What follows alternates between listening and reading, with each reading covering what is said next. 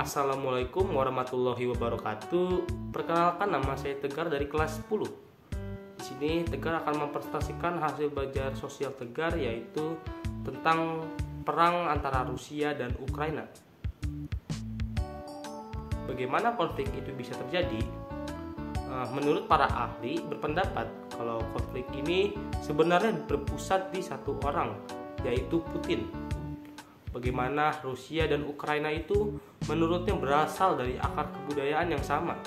Jadi mereka itu ibarat saudara sebangsa. Apalagi juga kedua negara ini juga pernah kegabung di negara super besar yang bernama Uni Soviet. Tapi dulu sehabis Perang Dunia Kedua, Uni Soviet itu ibarat raksasa. Makanya negara-negara barat membuat geng super besar juga, yaitu bernama NATO yang menjadi penyaingnya. Uni Soviet pecah dan melihat perpecahan ini sebagai bencana besar. Seiring waktu, Ukraina ingin bergabung dengan NATO, dan dalam 5 tahun kemudian juga ada seseorang yang berlatar komedian berhasil dapat kepercayaan menjadi presiden di Ukraina yang bernama seperti di gambar ini. Apa penyebab terjadinya konflik tersebut? Oke, jadi penyebabnya adalah Presiden Rusia atau Vladimir Putin berulang kali mengklaim bahwa Rusia dan Ukraina ini adalah satu bagian dari peradaban Rusia yang juga mencakup Belarusia.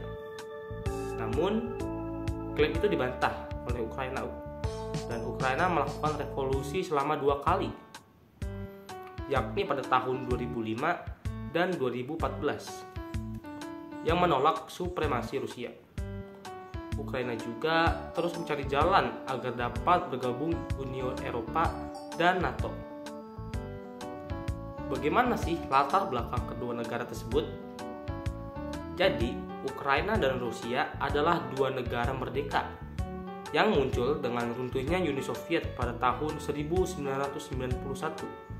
Namun, sebagai bekas Republik Soviet, Ukraina memiliki hubungan sosial, budaya, dan ekonomi yang mendalam dengan Rusia. Rusia dan Ukraina telah terlibat dalam konflik selama 8 tahun terakhir sejak tahun 2014. Dalam sejarahnya, Rusia dan Ukraina memang sempat terlibat konflik ketika revolusi, yaitu revolusi Bolshevik yang terjadi pada tahun 1917. Ukraina membentuk pemerintahan sementara dan memproklamirkan dirinya sebagai republik dalam struktur Federasi Rusia setelah penggulingan Kaisar Soviet pada Februari 1917. Invasi Ukraina dan Rusia akankah menyulut Perang Dunia Ketiga? Serangan Rusia dan Ukraina akan berpotensi menjadi Perang Dunia Ketiga adalah spekulatif. Namun juga penting untuk diingat bahwa Perang Dunia adalah konflik berskala global yang melibatkan banyak negara. Apabila terjadi Perang Dunia Ketiga saat ini, mungkin harga minyak sudah pasti menumbung atau naik, seperti yang dikatakan oleh Hikmahanto Juwana pada 25/2/2022. Apa yang dilakukan Indonesia dalam menghadapi masalah tersebut? Pada intinya, prinsip Indonesia yang mengutamakan diplomasi untuk mencapai perdamaian sudah tepat.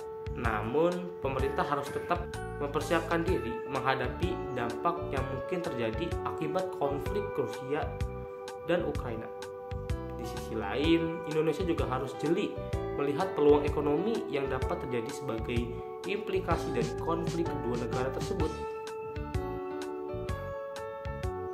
Dampak negatif akibat perperangan tersebut. Dampak di sini saya akan menjelaskan ada 2 bagian, yaitu dampak terhadap dunia dan kedua dampak terhadap Indonesia. Dampak terhadap dunia yaitu ketegangan global. Konflik antara 2 negara besar seperti Rusia dan Ukraina dapat meningkatkan ketegangan global. Hal ini juga bisa mempengaruhi hubungan antar negara dan keseimbangan kekuatan di tingkat internasional. Sedangkan dampak terhadap Indonesia, harga komoditas. Jika konflik mempengaruhi produksi atau distribusi komoditas global, harga komoditas seperti minyak dan gas bisa berfluktuasi yang dapat mempengaruhi perekonomian Indonesia. Yang kedua ada ketidakpastian investasi. Ketidakpastian politik dan ekonomi global dapat membuat investor lebih berhati-hati yang mungkin berdampak pada arus investasi ke Indonesia. Oke, itu saja presentasi sosial dari Tegar. Dislike jika video ini membosankan dan like jika seru. Sekian dari presentasi Tegar. Wassalamualaikum warahmatullahi wabarakatuh.